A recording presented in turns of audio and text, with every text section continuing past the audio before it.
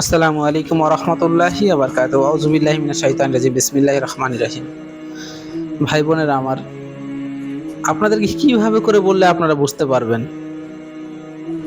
কিভাবে করে বললে আপনারা আল্লাহর দিকে ফিরে আসবেন? দেখেন ভাই, সময় অনেক কম। আপনি ভাবতেছেন যে পৃথিবী আপনাকে খুব ভালোবাসে, খুব ভালোবাসে।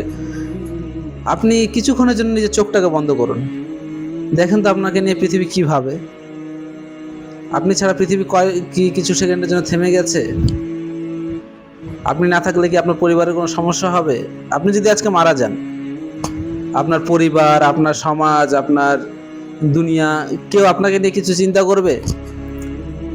হয়তোবা আপনার মা, আপনার ভাই বোন কিছুদিন তারা শোক পালন করবে, তারপর তারাও ভুলে যাবে আপনাকে।